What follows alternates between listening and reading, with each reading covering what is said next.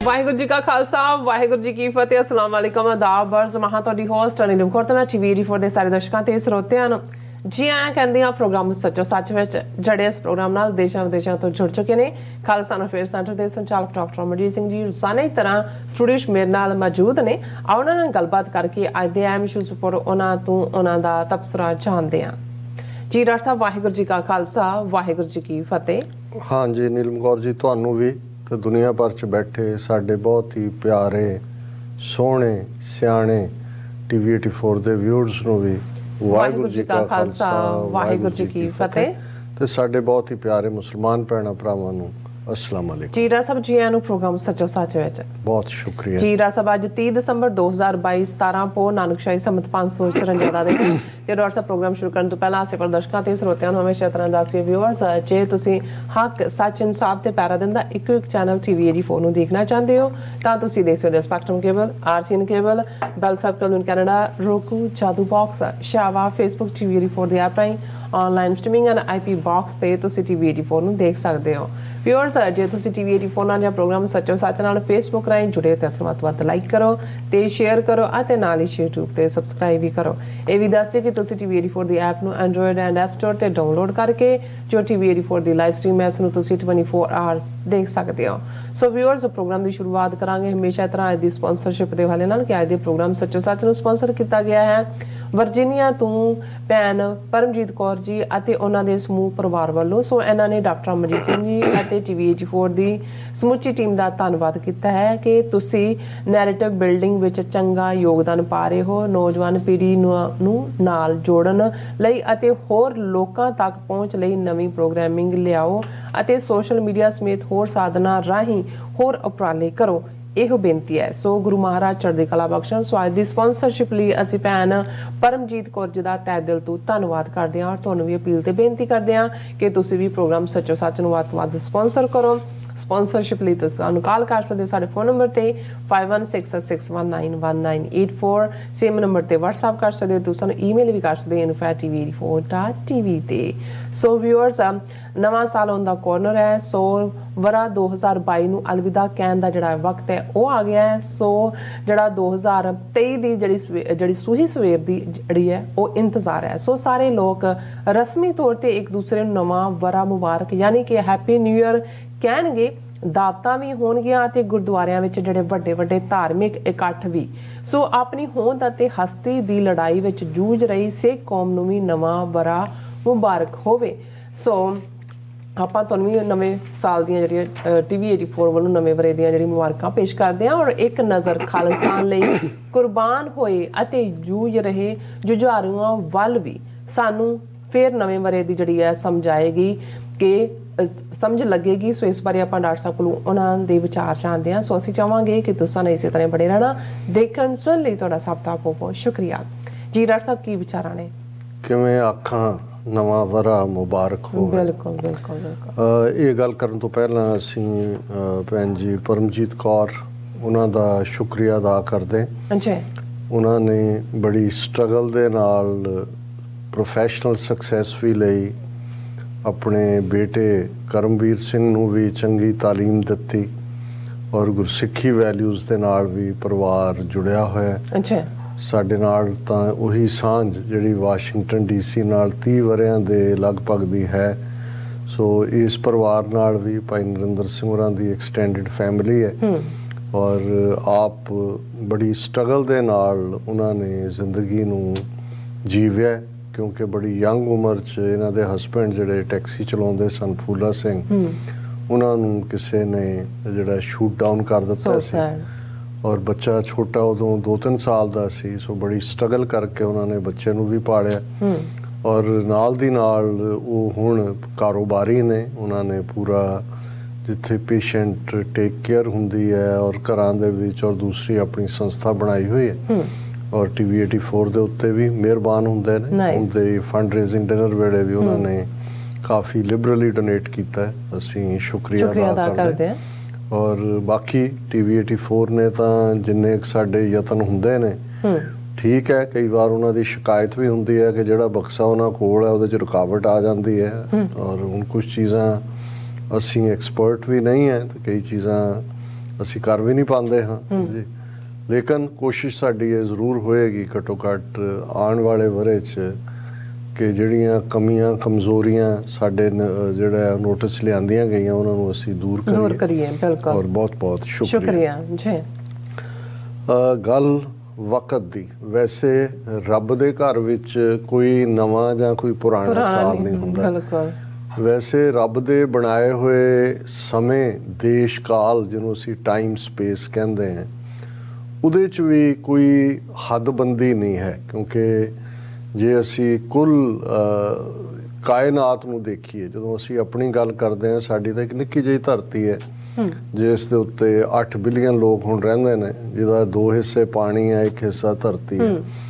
ਪਰ ਇਹੋ ਜਿਹੀਆਂ ਕਈ ਧਰਤੀਆਂ, ਕਈ ਗੈਲੈਕਸੀਜ਼, ਕਈ ਅੱਗੋਂ ਕਿੰਨੇ ਕਿੰਨੇ ਉਹ ਸਾਰੇ ਸਟਰਕਚਰ ਨੂੰ ਬਣਾ ਜੇ ਮੇਲ ਕੇ ਦੇਖਿਆ ਜਾਏ ਤਾਂ ਫਿਰ ਇਵੇਂ ਹੀ ਹੈ ਜਿਵੇਂ ਅਸੀਂ ਕੀੜੀ ਦੀ ਹਸਤੀ ਨੂੰ ਸਮਝਦੇ ਹਾਂ, ਕੁਛ ਨਹੀਂ ਸਮਝਦੇ।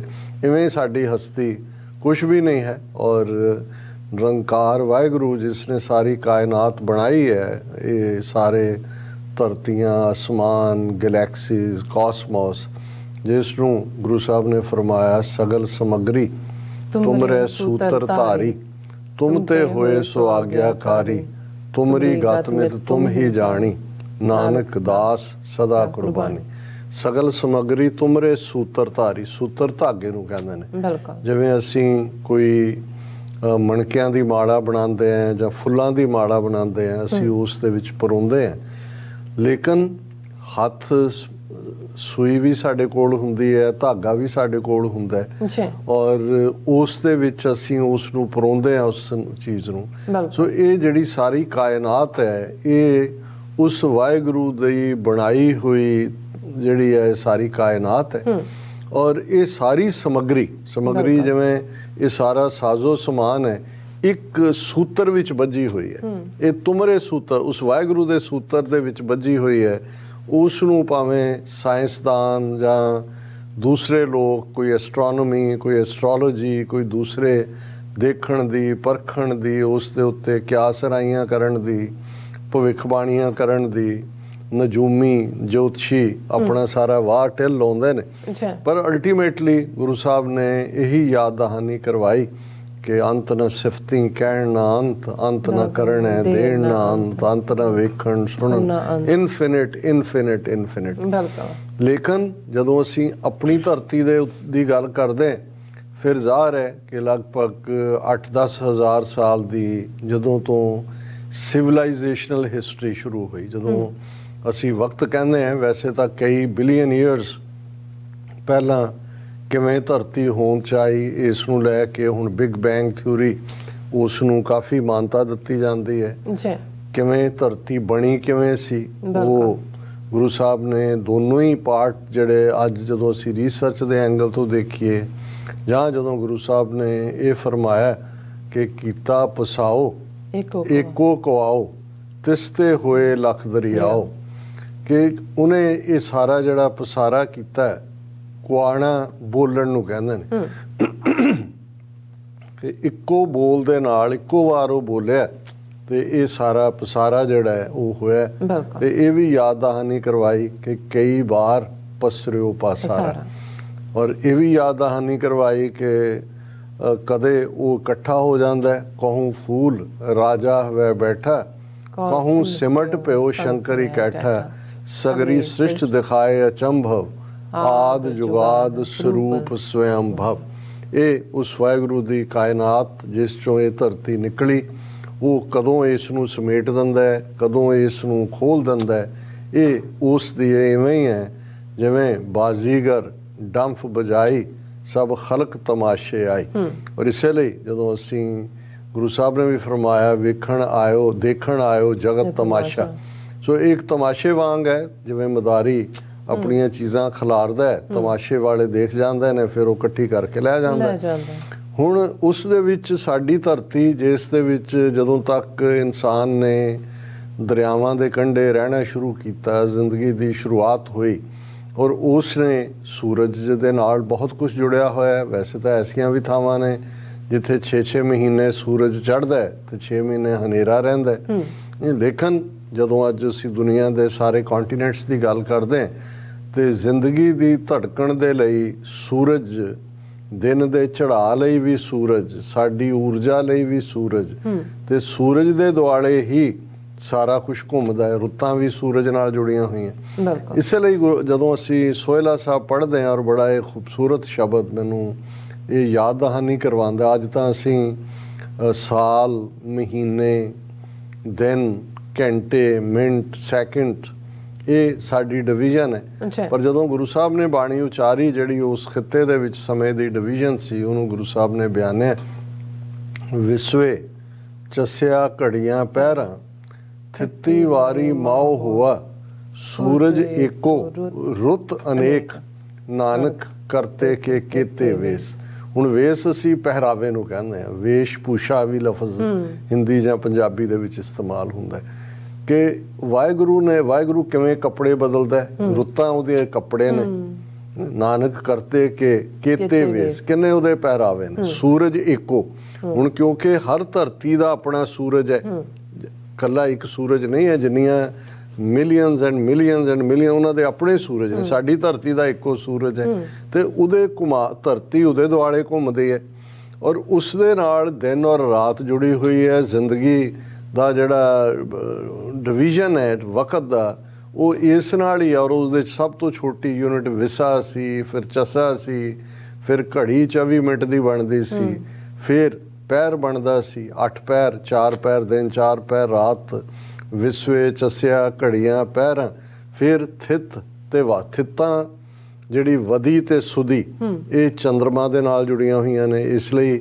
ਜਦੋਂ ਇਹ ਲਿਊਨਰ ਕੈਲੰਡਰ ਦੀ ਅਸੀਂ ਗੱਲ ਕਰਦੇ ਹਾਂ, ਕਦੇ ਕੋਈ ਦਿਨ ਅੱਗੇ ਆ ਜਾਂਦਾ ਹੈ, ਕੋਈ ਪਿੱਛੇ ਆ ਜਾਂਦਾ ਹੈ, ਕਿਉਂਕਿ ਉਹ ਸੁਧੀ ਵਧੀ, ਚੰਦਰਮਾ ਵੀ ਵੱਧਦਾ ਘਟਦਾ ਰਹਿੰਦਾ, ਉਹਦੀ ਕਲਾ ਵੱਧਦੀ ਹੈ। ਜਦੋਂ ਪੂਰਾ ਹੁੰਦਾ ਹੈ 14ਵੀਂ ਕਾ ਚਾਂਦ, ਤੇ ਫਿਰ ਪੂਰਨਮਾਸ਼ੀ ਆ ਜਾਂਦੀ ਹੈ, ਫਿਰ ਘਟਣਾ ਸ਼ੁਰੂ ਹੋ ਜਾਂਦਾ ਹੈ, ਫਿਰ ਅਮਾਵਸ ਆ ਜਾਂਦੀ, ਅਮਾਵਸਿਆ, ਮੱਸਿਆ। ਸੋ ਇਹ ਜਿਹੜਾ ਥਿੱਤੀ ਵਾਰੀ, ਵਾਰ ਜਿਹੜੇ ਨੇ ਡੇਜ਼, ਇਹ ਸੂਰਜ ਨਾਲ ਜੁੜੇ ਹੋਏ ਨੇ। ਜਿਹੜੇ 7 ਦਿਨ ਅਸੀਂ ਕਰਦੇ ਹਾਂ, ਇਹਨਾਂ ਦਾ ਵੀ ਸੰਬੰਧ ਹੈ। ਕੋਈ ਗ੍ਰੀਕ ਗੋਡਸ ਦੇ ਨਾਲ ਸੀ, ਕੋਈ ਕਿਸੇ ਨਾਲ, ਉਹਨਾਂ ਦੇ ਉੱਤੇ ਨਾਂ ਰੱਖੇ ਗਏ ਨੇ, ਤੇ ਉਹਨਾਂ ਤੋਂ ਮਹੀਨੇ ਬਣਦੇ ਨੇ। ਔਰ ਇਹਨਾਂ ਵੀ ਗੁਰੂ ਸਾਹਿਬ ਨੇ ਕਿਹਾ ਵੀ ਮਾਓ ਜਿਹੜੀ ਹੈ ਨਾਨਕ ਕਰਤੇ ਕੇ ਕੀਤੇ ਵੇਸ।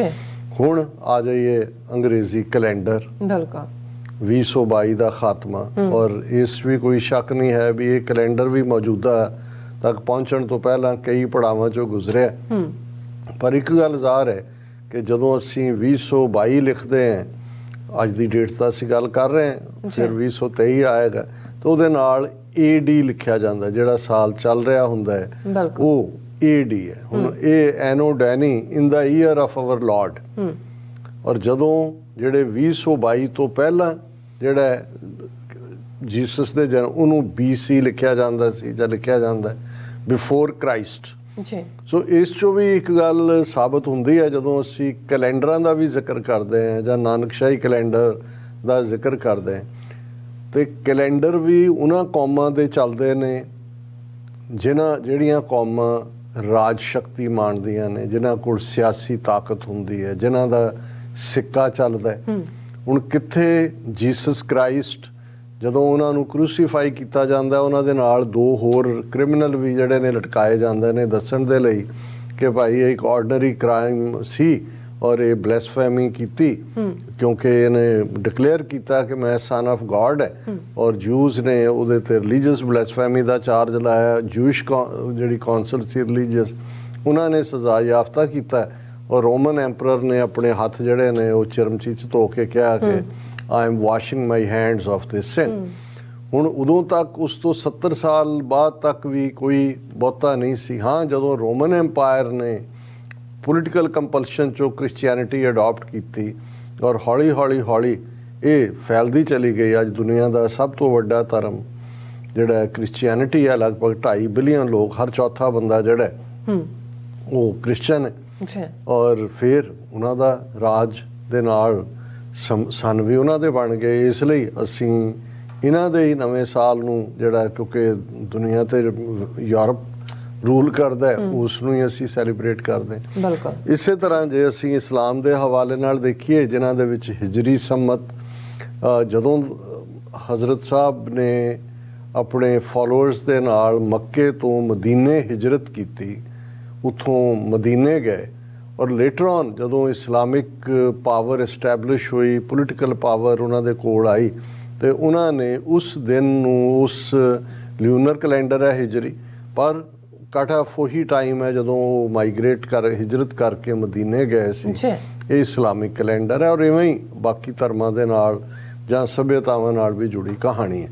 ਸੋ ਇਹ ਇਸ ਲਈ ਵੀ ਇੰਪੋਰਟੈਂਟ ਹੈ ਕਿਉਂਕਿ ਅਸੀਂ ਰਸਮੀ ਤੌਰ ਤੇ ਕਵਾਂਗੇ ਹੈਪੀ ਨਿਊ ਈਅਰ। ਇਹ ਤਾਂ ਨਹੀਂ ਹੈ ਕਿ ਵੀ ਸਾਡੇ ਵਿਊਅਰਸ ਕਹਿਣਗੇ ਜੀ ਕੋਈ ਸ਼ੁਭ ਗੱਲ ਕਰੋ, ਤੁਸੀਂ ਆਉਂਦੇ ਹੀ ਜਿਹੜਾ ਉਹ ਸ਼ੁਰੂ ਕਰ ਲਿਆ। ਪਰ ਮੈਂ ਸਮਝਦਾ ਵੀ ਸਾਨੂੰ ਇਹ ਠੀਕ ਹੈ, ਕਸਟਮਰੀ ਜਿਵੇਂ ਤੁਸੀਂ ਕਿਹਾ ਵੀ ਦਾਵਤਾਂ ਵੀ ਹੋਣਗੀਆਂ, ਹੈਪੀ ਨਿਊ ਈਅਰ ਵੀ ਹੋਏਗਾ, ਕਾਰਡ ਮੁੱਕ ਜਾਂਦੇ ਨੇ ਹੁਣ ਤਾਂ, ਖੈਰ ਉਹ ਈਮੇਲ ਤੇ ਹੀ ਭੇਜ ਦਿੰਦੇ ਨੇ, ਦੂਸਰੇ ਕਾਰਡ ਤਾਂ ਗਏ ਨਹੀਂ। ਵੈਸੇ ਤਾਂ ਹੁਣ ਵੀ ਚੱਲ ਰਿਹਾ ਹੈਪੀ ਹੌਲੀਡੇ ਦੇ ਥੱਲੇ ਜੀਸਸ ਦੇ ਜਨਮ ਤੋਂ ਨਵੇਂ ਸਾਲ ਤੱਕ ਸਾਰੇ ਇੱਕੋ ਹੀ ਰੱਸੀ ਨਾਲ ਲਪੇਟ ਦਿੰਦੇ ਨੇ।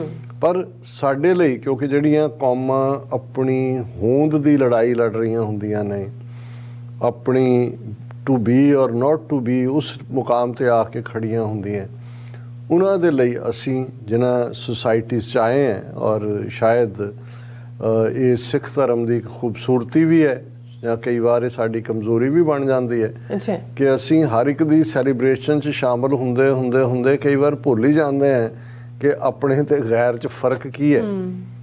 ਚੰਗੀ ਗੱਲ ਹੈ ਜੇ ਇਨਸਾਨੀ ਨਾਤੇ ਦੇ ਨਾਲ ਉਹ ਸਾਂਝ ਹੋਏ, ਲੇਕਿਨ ਤੁਸੀਂ ਬਹੁਤ ਵਾਰ ਜਦੋਂ ਇਸ 31 ਦਸੰਬਰ ਦੀ ਰਾਤ ਗੁਰਦੁਆਰਿਆਂ 'ਚ ਜਾਂਦੇ ਹੋ, ਮੈਂ ਘੱਟੋ ਘੱਟ 30-35 ਸਾਲ ਦੇ ਆਪਣੇ ਤਜਰਬੇ ਤੋਂ ਕਹਿ ਸਕਦਾ ਕਿ ਜੇ ਸਾਲ ਦੇ ਵਿੱਚ ਕੋਈ ਸਭ ਤੋਂ ਵੱਡਾ ਇਕੱਠ ਕਿਸੇ ਗੁਰਦੁਆਰੇ 'ਚ ਹੁੰਦਾ ਤੇ ਉਹ 31 ਦਸੰਬਰ ਦੀ ਰਾਤ ਨੂੰ ਹੁੰਦਾ।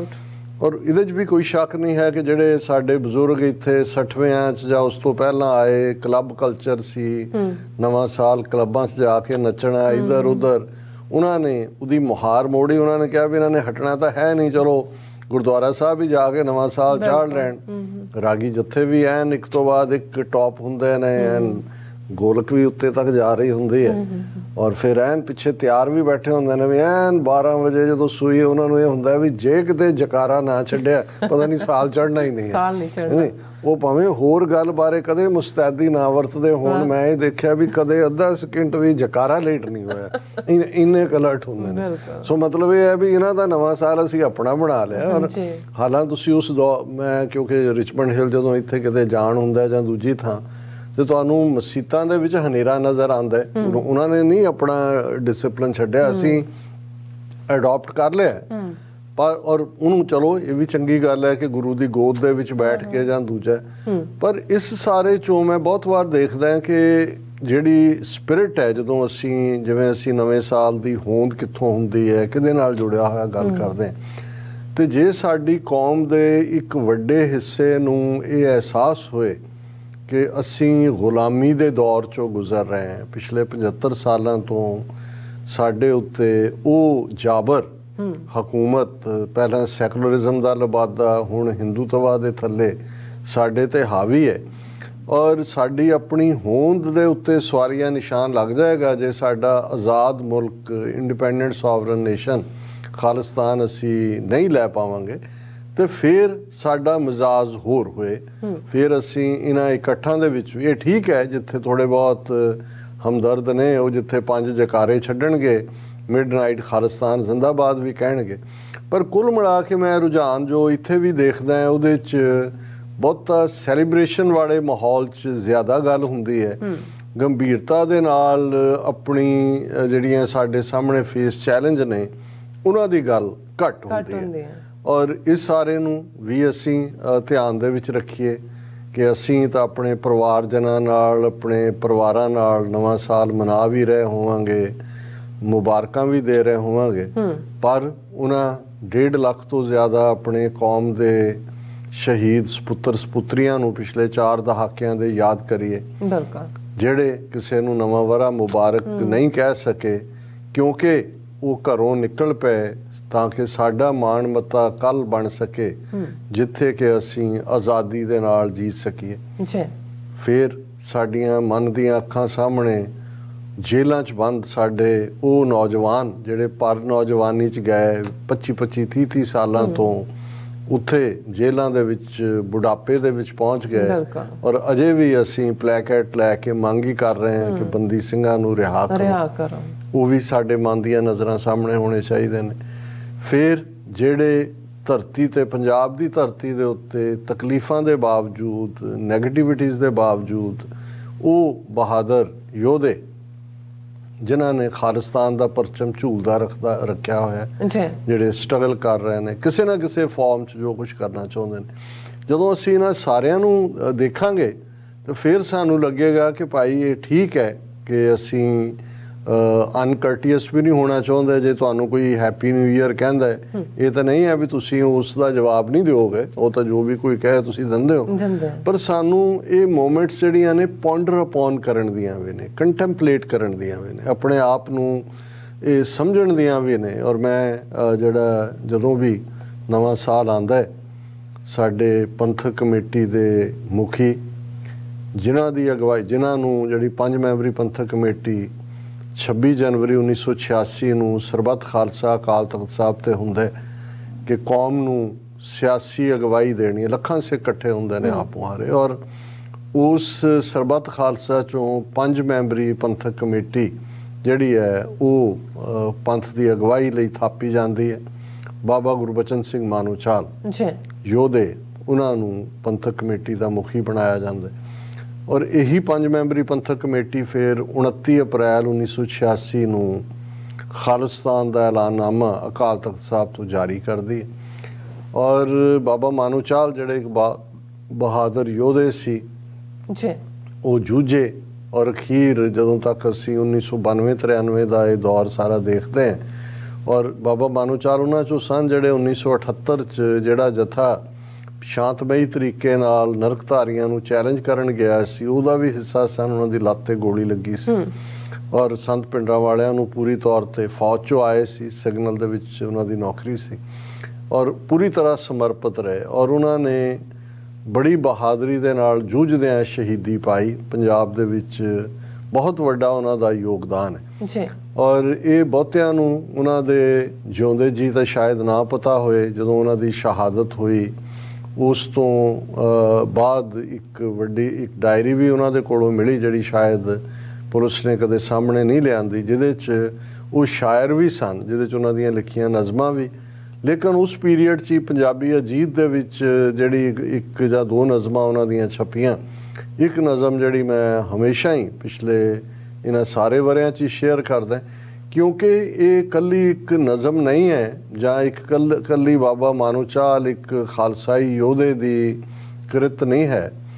ਇਹ ਕੌਮ ਦੇ 1.5 ਲੱਖ ਤੋਂ ਜ਼ਿਆਦਾ ਸ਼ਹੀਦ ਸਿੰਘਾਂ ਸਿੰਘਣੀਆਂ ਦੀ ਆਵਾਜ਼ ਵੀ ਹੈ ਜਿਹੜੇ ਅੱਜ ਜੇਲ੍ਹਾਂ 'ਚ ਬੰਦ ਨੇ। ਉਹਨਾਂ ਦੀ ਰੂਹ ਵੀ ਇਹਦੇ ਨਾਲ ਧੜਕਦੀ ਹੈ ਔਰ ਜਿਹੜੇ ਜੂਝ ਰਹੇ ਨੇ ਉਹਨਾਂ ਦਾ ਵੀ ਇਹੀ ਮੈਸੇਜ ਹੈ ਕਿ ਭਾਈ ਅਸੀਂ ਗੁਲਾਮ ਕੌਮਾਂ ਦਾ ਕੁਝ ਵੀ ਮੁਬਾਰਕ ਨਹੀਂ ਹੁੰਦਾ, ਉਹਨਾਂ ਦੇ ਸਿਰ ਦੇ ਉੱਤੇ ਤਾਂ ਗੁਲਾਮੀ ਹੁੰਦੀ ਹੈ ਪਰ ਗੁਲਾਮੀ ਮਹਿਸੂਸ ਕੀਤੀ ਜਾਂਦੀ ਹੈ। ਗੁਲਾਮੀ ਜ਼ਰੂਰੀ ਨਹੀਂ, ਗੁਲਾਮੀ ਦਾ ਮਤਲਬ ਪੈਰਾਂ 'ਚ ਬੇੜੀਆਂ ਜਾਂ ਹੱਥਾਂ 'ਚ ਹੱਥਕੜੀਆਂ ਨਹੀਂ ਹੁੰਦਾ, ਉਹ ਵੈਰੀ ਫਿਊ ਨੂੰ ਹੁੰਦਾ ਹੈ। ਉਹ ਬਾਕੀਆਂ ਨੂੰ ਸਬਕ ਸਿਖਾਉਣ ਲਈ ਹੁੰਦਾ ਹੈ ਕਿ ਭਾਈ ਇਹ ਹੈ ਜਿਵੇਂ ਖੇਤਾਂ ਦੇ ਵਿੱਚ ਕਾਂ ਉਜਾੜਾ ਨਾ ਕਰਨ। ਉਹ ਬਹੁਤ ਵਾਰ ਜਿਹੜੇ ਨੇ ਉਹ ਇੱਕ ਕਾਂ ਮਾਰ ਕੇ ਟੰਗ ਦਿੰਦੇ ਸੀ ਡਰਨੇ ਜਿਹੇ ਦੇ ਨਾਲ ਤੇ ਉਸ ਤੋਂ ਬਾਕੀਆਂ ਨੂੰ ਸਬਕ ਹੁੰਦਾ ਸੀ। ਉਸ ਤੋਂ ਜਿਨ੍ਹਾਂ ਦੇ ਬੇੜੀਆਂ ਹੱਥਕੜੀਆਂ ਪਾਈਆਂ ਜਾਂਦੀਆਂ ਜਿਵੇਂ ਜਥੇਦਾਰ ਜਗਤਾਰ ਸਿੰਘ ਹਵਾਰਾ ਅਕਾਲ ਤਖਤ ਦੇ ਜਥੇਦਾਰ ਤਿਹਾੜ ਜੇਲ੍ਹ 'ਚ ਪਿਛਲੇ 25 ਸਾਲ ਤੋਂ ਨੇ, ਉਹ ਬਾਕੀਆਂ ਨੂੰ ਦੱਸਣ ਲਈ ਹੁੰਦਾ ਵੀ ਤੁਹਾਡਾ ਫੇਟ ਕੀ ਹੋਏਗਾ। ਔਰ ਦੂਸਰੇ ਬਹੁਤ ਸਾਰੇ ਉਸ ਡਰ ਦੇ ਵਿੱਚ ਜਿਉਂ ਰਹੇ ਹੁੰਦੇ ਨੇ, ਉਹ ਡਰ ਦੇ ਵਿੱਚ ਕਰ ਸਭ ਕੁਝ ਰਹੇ ਹੁੰਦੇ ਨੇ। ਉਹਨਾਂ ਦੇ ਬੱਚੇ ਵੀ ਜੰਮਦੇ ਨੇ, ਉਹਨਾਂ ਦੇ ਵਿਆਹ ਵੀ ਹੁੰਦੇ ਨੇ, ਨੌਕਰੀਆਂ ਵੀ ਹੁੰਦੀਆਂ। ਅਦਰਵਾਈਜ਼ 1000-1200 ਸਾਲ ਦੀ ਗੁਲਾਮੀ ਜਿਹੜੀ ਅੰਗਰੇਜ਼ਾਂ ਤੋਂ ਲੈ ਕੇ ਸਾਰੇ ਜਿਹੜੇ ਨੇ ਉੱਥੇ ਜੀ ਜਾਂਦੇ ਸੀ, ਹਿੰਦੁਸਤਾਨ ਵਾਲੇ ਇੱਧਰ ਵੀ ਜੀ ਉਹਨਾਂ ਨੂੰ ਵੀ ਦੇਈ ਜਾਂਦੇ ਸੀ ਟੈਕਸ ਜਿਹੜੇ ਨੇ। ਘਰੇਲੂ ਵੀ ਜ਼ਿੰਦਗੀ ਉਹਨਾਂ ਦੀ ਚੱਲੀ ਜਾਂਦੀ ਸੀ ਔਰ ਇਹ ਜਿਹੜਾ ਕੋਈ ਗੁਲਾਮੀ ਇਹ ਤੁਹਾਡੀ ਸੈਂਸਿਟੀਵਿਟੀ ਦੇ ਨਾਲ ਜੁੜੀ ਗੱਲ ਹੁੰਦੀ ਹੈ ਵੀ ਤੁਸੀਂ ਮਹਿਸੂਸ ਕਰਦੇ ਹੋ ਔਰ ਤੁਹਾਨੂੰ ਪੈਰ ਤੇ ਮਹਿਸੂਸ ਕਰਵਾਇਆ ਜਾਂਦਾ ਵੀ ਤੁਸੀਂ ਗੁਲਾਮ ਹੋ। ਤੁਹਾਨੂੰ ਬੇਪੱਤ ਕੀਤਾ ਜਾਂਦਾ ਹੈ, ਤੁਹਾਨੂੰ ਡਿਸਆਨਰ ਕੀਤਾ ਜਾਂਦਾ ਹੈ, ਤੁਹਾਡੇ ਹੱਕ ਖੋਏ ਜਾਂਦੇ ਨੇ, ਤੁਹਾਨੂੰ ਜਿਹੜਾ ਹੈ ਉਹ ਤੁਹਾਡੀਆਂ ਰਵਾਇਤਾਂ ਬਦਲੀਆਂ ਜਾਂਦੀਆਂ। ਤੇ ਬਹੁਤ ਵਾਰ ਤੁਸੀਂ ਜੇ ਉਸ ਨੂੰ ਸੱਤ ਬਚਨ ਕਰੀ ਜਾਓ ਤੇ ਫਿਰ ਤਾਂ ਉਹੀ ਹੁੰਦਾ ਹੈ ਕਿ ਜੇ ਮਾਲਕ ਤੇ ਨੌਕਰ ਜਿਹੜੇ ਨੇ ਉਹਨਾਂ ਦੀ ਟਰਮਸ ਹੈ ਕਿ ਮਾਲਕ ਨੇ ਆਪਣਾ ਹੁਕਮ ਚਲਾਉਣਾ ਹੈ, ਭਾਵੇਂ ਉਹ ਗਾਲਾਂ ਕੱਢੇ, ਭਾਵੇਂ ਛਮਕਾਂ ਮਾਰੇ, ਭਾਵੇਂ ਉਹਨੇ ਨੌਕਰ ਨੇ ਸਹੀ ਜਾਣਾ ਹੈ, ਫਿਰ ਤਾਂ ਬੜਾ ਅਮਨ ਅਮਾਨ ਹੈ, ਪੀਸ ਹੈ। ਔਰ ਇਹੀ ਗੱਲ ਮਾਰਟਨ ਲੂਥਰ ਕਿੰਗ ਨੇ ਕਹੀ ਕਿ ਜਿਹੜੀ ਜਦੋਂ ਅਸੀਂ ਇਨਜਸਟਿਸ ਕਰ ਰਹੇ ਹੁੰਦੇ ਆ ਤੇ ਨਾਲ ਪੀਸ ਦੀ ਵੀ ਗੱਲ ਕਰ ਰਹੇ ਹੁੰਦੇ ਆ ਤੇ ਫਿਰ ਜਿਹੜਾ ਇਨਜਸਟਿਸ ਹੋ ਰਿਹਾ ਹੋਏ ਤੇ ਫਿਰ ਪੀਸ ਜਿਹੜੀ ਆ ਉਹ ਮੈਟਰ ਨਹੀਂ ਕਰਦੀ, ਕਿਉਂਕਿ ਅਦਰਵਾਈਜ਼ ਤਾਂ ਮਾਲਕ ਨੌਕਰ ਜੇ ਇੱਕ ਦੂਜੇ ਦੇ ਨਾਲ ਉਹ ਜੋ ਵੀ ਸਲੂਕ ਮਾਲਕ ਕਰ ਰਿਹਾ ਉਹਨੂੰ ਸਹੀ ਜਾਣਦਾ, ਬੜੀ ਪੀਸ ਹੈ। ਹਾਂ, ਜਦੋਂ ਚੈਲੰਜ ਕਰੇਗਾ ਤਾਂ ਦੈਨ ਇਹ ਜਿਹੜਾ ਉਹ ਤੁਹਾਡੇ ਲਈ ਆਏਗਾ ਸਾਹਮਣੇ ਕਿ ਭਾਈ ਨਹੀਂ, ਇਹ ਗੱਲ ਠੀਕ ਨਹੀਂ ਹੈ। ਔਰ ਇਹੀ ਗੱਲ ਗੁਰੂ ਨਾਨਕ ਸਾਹਿਬ ਨੇ ਯਾਦ ਦਹਾਨੀ ਕਰਵਾਈ, ਜੇ ਜੀਵੈ ਪਤ ਲੱਥੀ ਜਾਏ ਸਭ ਹਰਾਮ ਜੇਤਾ ਕਿਛ ਖਾਏ। ਸੋ ਇੱਕ ਕ੍ਰਾਈਟੇਰੀਆ ਰੱਖ ਦਿੱਤਾ ਕਿ ਭਾਈ ऑनर और डिसऑनर होना की है जी। और इस सारे दे चलदे हैं मैं जो बाबा गुरबचन सिंह मानूचाल दी ये नज़म हर साल शेयर करदा है, पिछले 10 साल तो TV 84 ਦੇ ਵਿਊਅਰਸ ਨਾਲ ਵੀ। ਉਸ ਤੋਂ ਬਹੁਤ ਪਹਿਲਾਂ ਜਿਹੜਾ ਗੁਰਦੁਆਰਿਆਂ ਦੇ ਐਡਰੈਸ ਦੇ ਵਿੱਚ ਵੀ ਮੈਨੂੰ ਹੁੰਦਾ ਸੀ ਕਿ ਇਹ ਜਿੱਥੇ ਸਾਡੇ ਬਹਾਦਰ ਜੁਝਾਰੂ ਸਿੰਘਾਂ ਸਿੰਘਣੀਆਂ ਨੂੰ ਟ੍ਰਿਬਿਊਟ ਹੈ, ਉੱਥੇ ਯਾਦ ਦਹਾਨੀ ਵੀ ਹੈ ਕਿ ਅਸੀਂ ਕਿਸ ਹਾਲਾਤ ਚੋਂ ਗੁਜ਼ਰੇ, किस हालात चो गुजर रहे हैं। और जे असी इंडिपेंडेंट सॉवरन नेशन खालिस्तान ना लिबरेट करवाया तो फिर असी गुलामां दा हाल वो इन्हां मुल्कां च कहण नूं उन्हां नूं फर्स्ट नेशन कह लो, नेटिव अमेरिकनस कह लो, पर इत्थों दा होए, कैनेडा दा होए, आस्ट्रेलिया जिन्हां नूं फर्स्ट नेशन कहंदे ने, एबोरीजिनल न्यूजीलैंड च ਮੌਰੀਜ਼ ਦਾ ਹੋਏ ਤੇ ਜੇ ਸਭ ਤੋਂ ਬਦਤਰ ਦੇਖਣਾ ਹੈ ਕਿ ਬੇਘਰਿਆਂ ਦਾ ਕੀ ਹਾਲ ਹੁੰਦਾ ਹੈ ਤੇ ਯੂਰਪ 'ਚ ਜਾ ਕੇ ਜਿਪਸੀਆਂ ਦਾ ਦੇਖੋ ਕੀ ਹੁੰਦਾ, ਫਿਰ ਅਸੀਂ ਉਹਨਾਂ ਵਾਂਗ ਹੀ ਹੋਵਾਂਗੇ। ਔਰ ਉਸ ਪਾਸੇ ਵੱਲ ਅਸੀਂ ਵੱਧਦੇ ਚਲੇ ਜਾ ਰਹੇ ਹਾਂ, ਕਿਉਂਕਿ ਜੇ ਸਾਡੀ ਆਪਣੀ ਅਸੀਂ ਹੋਣੀ ਘੜਨ ਦਾ ਹੱਕ ਸਾਡੇ ਕੋਲ ਨਹੀਂ ਹੋਏਗਾ।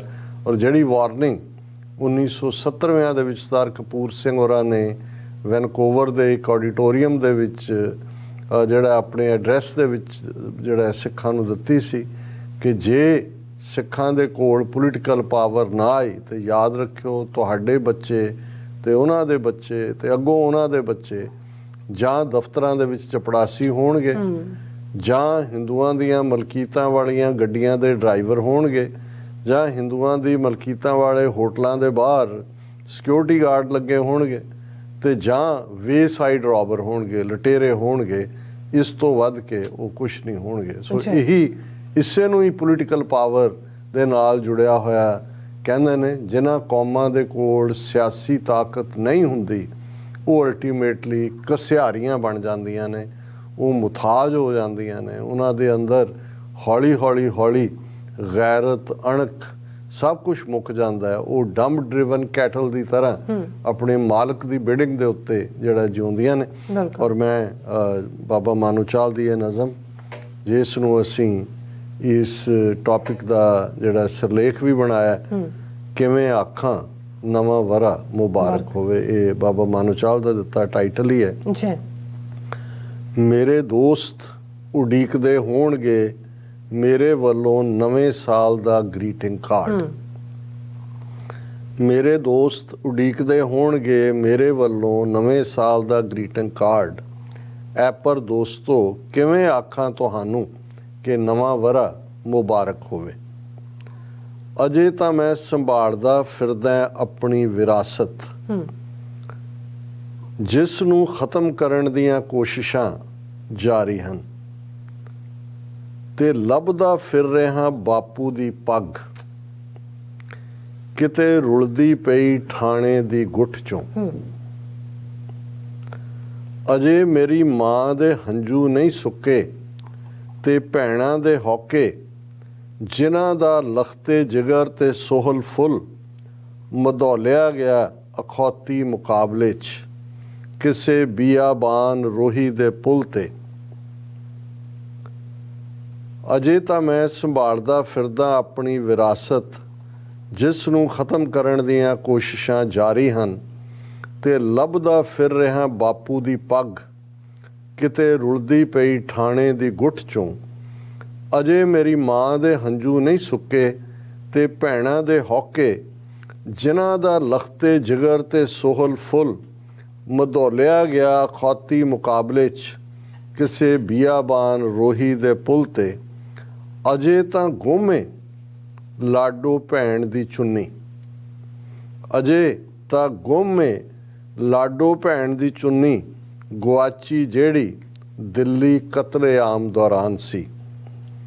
ਅਜੇ ਤਾਂ ਮੈਨੂੰ ਗਮ ਖਾ ਰਿਹਾ ਨਾਜ਼ੁਕ ਤਿਤਲੀਆਂ ਦਾ, ਜਿਨ੍ਹਾਂ ਦੇ ਖੰਭਾਂ ਦਾ ਰੰਗ ਹੋ ਗਿਆ ਸਫੇਦ। ਅਜੇ ਤਾਂ ਮੈਨੂੰ ਚਿੰਤਾ ਹੈ ਕਿ ਸਮੇਂ ਦੀ ਗਰਦਸ਼ 'ਚ ਮੇਰੀ ਪਹਿਚਾਨ ਹੀ ਨਾ ਗੁੰਮ ਹੋ ਜਾਵੇ ਕਿਤੇ। ਅਜੇ ਤਾਂ ਮੇਰੀ ਕਲਮ ਕੀਰਦੀ ਰਤ ਦੇ ਹੰਝੂ ਤੇ ਗਾਉਂਦੀ ਖੂਨ ਦੇ ਸੋਇਲੇ। ਹੁਣ ਇਹ ਜਦੋਂ ਗੁਰੂ ਨਾਨਕ ਸਾਹਿਬ ਨੇ ਉਹ ਏਮਨਾਬਾਦ ਸ਼ਹਿਰ 'ਚ ਕਤਲੋਗਾਰਦ ਬਰਬਾਦੀ ਦੇਖੀ ਸੀ ਤੇ ਜੋ ਪੀੜਤਾਂ ਦੇ ਹੱਕ 'ਚ ਹਾ ਦਾ ਨਾਰਾ ਮਾਰਿਆ ਸੀ ਤੇ ਅਖੀਰ 'ਚ ਕਿਹਾ ਸੀ, ਖੂਨ ਕੇ ਸੋਇਲੇ ਗਾਵੀਏ ਨਾਨਕ, ਰਤ ਕਾ ਕੁੰਗੂ ਪਾਏ ਵੇ ਲਾਲੋ। ਹੁਣ ਸੋਇਲਾ ਸੁਹਾਗ ਦੇ ਗੀਤ, ਉਹਨੇ ਕਿਹਾ ਵੀ ਮੈਂ ਕੇਸਰ ਖੂਨ ਦਾ, ਕਿਉਂਕਿ ਚਾਰ ਚਫੇਰੇ ਖੂਨ ਹੀ ਨਜ਼ਰ ਆ ਰਿਹਾ ਔਰ ਮੈਂ ਖੂਨ ਦੇ ਹੀ ਗੀਤ ਗਾ ਰਿਹਾ ਔਰ ਉਸੇ ਨੂੰ ਹੀ ਇੱਕ ਪ੍ਰਤੀਬਿੰਬ ਵਜੋਂ ਇਸ ਨਜ਼ਮ 'ਚ ਵਰਤਿਆ ਗਿਆ। ਅਜੇ ਤਾਂ ਮੈਨੂੰ ਚਿੰਤਾ ਹੈ ਕਿ ਸਮੇਂ ਦੀ ਗਰਦਸ਼ 'ਚ ਮੇਰੀ ਪਹਿਚਾਨ ਹੀ ਨਾ ਗੁੰਮ ਹੋ ਜਾਵੇ ਕਿਤੇ। ਅਜੇ ਤਾਂ ਮੇਰੀ ਕਲਮ ਕੇਰਦੀ ਰਤ ਦੇ ਹੰਝੂ ਤੇ ਗਾਉਂਦੀ ਖੂਨ ਦੇ ਸੋਇਲੇ। ਅਜਿਹੇ ਭਿਆਨਕ ਮਾਹੌਲ ਵਿੱਚ ਕਿਵੇਂ ਆਖਾਂ ਕਿ ਨਵਾਂ ਵਰ੍ਹਾ ਮੁਬਾਰਕ ਹੋਵੇ। ਉਡੀਕ ਰੱਖਿਓ ਭੇਜਾਂਗਾ ਗ੍ਰੀਟਿੰਗ ਕਾਰਡ, ਉਡੀਕ ਰੱਖਿਓ ਭੇਜਾਂਗਾ ਗ੍ਰੀਟਿੰਗ ਕਾਰਡ, ਜਦੋਂ ਸਾਡੇ ਬਾਗੀ ਬਹਾਰ ਆਏਗੀ। ਉਡੀਕ ਰੱਖਿਓ ਭੇਜਾਂਗਾ ਗ੍ਰੀਟਿੰਗ ਕਾਰਡ, ਜਦੋਂ ਸਾਡੇ ਬਾਗੀ ਬਹਾਰ ਆਏਗੀ। ਮੇਰੇ ਦੋਸਤ ਉਡੀਕਦੇ ਹੋਣਗੇ ਮੇਰੇ ਵੱਲੋਂ ਨਵੇਂ ਸਾਲ ਦਾ ਗ੍ਰੀਟਿੰਗ ਕਾਰਡ। ਐ ਪਰ ਦੋਸਤੋ ਕਿਵੇਂ ਆਖਾਂ ਤੁਹਾਨੂੰ ਕਿ ਨਵਾਂ ਵਰ੍ਹਾ ਮੁਬਾਰਕ ਹੋਵੇ। ਜੀ ਡਾਕਟਰ ਸਾਹਿਬ, ਤੁਹਾਡਾ ਬਹੁਤ ਬਹੁਤ ਸ਼ੁਕਰੀਆ। ਸੋਥਲੇ ਨੇ ਬ੍ਰੇਕ ਔਰ ਬ੍ਰੇਕ ਤੇ ਜਾਣ ਤੋਂ ਪਹਿਲਾਂ ਅਸੀਂ ਆਪਣੇ ਦਰਸ਼ਕਾਂ ਤੇ ਸਰੋਤਿਆਂ ਨੂੰ ਅਪੀਲ ਦੀ ਬੇਨਤੀ ਕਰ ਰਹੀ ਵਿਊਅਰਸ ਆ, ਜਿਸ ਤਰ੍ਹਾਂ ਕਿ ਤੁਸੀਂ ਜਾਣਦੇ ਹੋ ਕਿ ਟੀਵੀ 84 ਹੱਕ ਸੱਚ ਇਨਸਾਫ ਦੀ ਜਿਹੜੀ ਆਵਾਜ਼ ਹੈ ਉਹ ਬੁਲੰਦ ਕਰ ਰਿਹਾ। ਇਹ ਆਵਾਜ਼ ਤੁਹਾਡੇ ਪਿਆਰ ਸਦਕਾ, ਤੁਹਾਡੇ ਵਿਸ਼ਵਾਸ ਸਦਕਾ, ਤੁਹਾਡੇ ਡੋਨੇਸ਼ਨ ਸਦਕਾ ਹੀ ਹੋ ਸਕਦੀ ਹੈ। ਸੋ ਅਸੀਂ ਚਾਹਾਂਗੇ ਕਿ ਤੁਸੀਂ ਟੀਵੀ 84 ਦੀ ਚੜ੍ਹਦੀ ਕਲਾ ਲਈ ਵੱਧ ਤੋਂ ਵੱਧ ਡੋਨੇਟ ਕਰੋ। ਡੋਨੇਟ ਕਰਨੀ ਸਾਡੀ ਵੈਬਸਾਈਟ tv84.tv ਤੇ ਜਾ ਕੇ ਪੇਪਲ ਦੀ ਵਰਤੋਂ ਕਰਕੇ ਵਨ ਟਾਈਮ ਡੋਨੇਟ ਕਰ ਸਕਦੇ ਹੋ, ਮੰਥਲੀ ਡੋਨੇਟ ਵੀ ਕਰ ਸਕਦੇ ਹੋ। ਤੁਸੀਂ ਟੀਵੀ 84 ਦੇ ਨਾਮ ਤੇ ਚੈੱਕ ਬਣਾ ਕੇ ਸਾਨੂੰ ਮੇਲ ਵੀ ਕਰ ਸਕਦੇ ਹੋ। ਸਾਡੇ ਇਸ ਪਤੇ ਤੇ 36-01 37th Avenue, Long Island City, New York 11101 USA, ਜਾਂ ਫਿਰ ਤੁਸੀਂ ਸਾਨੂੰ ਫੋਨ ਰਾਹੀਂ ਵੀ ਸੰਪਰਕ ਕਰ ਸਕਦੇ। ਸਾਡੇ ਫੋਨ ਨੰਬਰ ਤੇ 5166191984। ਤੁਸੀਂ ਸਾਨੂੰ ਈਮੇਲ ਵੀ ਕਰ ਸਕਦੇ ਹੋ info@tv84.tv ਤੇ। ਅਸੀਂ ਤੁਹਾਡੇ ਧਿਆਨ ਦੇਣ ਤੋਂ ਸ਼ੁਕਰਗੁਜ਼ਾਰ ਹੋਵਾਂਗੇ। ਇਸ ਵਕਤ ਲੈਣੇ ਬ੍ਰੇਕ। ਵਿਊਅਰਸ, ਤੁਸੀਂ ਸਾਨੂੰ ਇਸੇ ਤਰ੍ਹਾਂ ਹੀ ਬਣੇ ਰਹਿਣਾ। ਮਿਲਦੇ ਹਾਂ ਛੋਟੇ ਜਿਹੇ ਵਕਫੇ ਤੋਂ ਬਾਅਦ।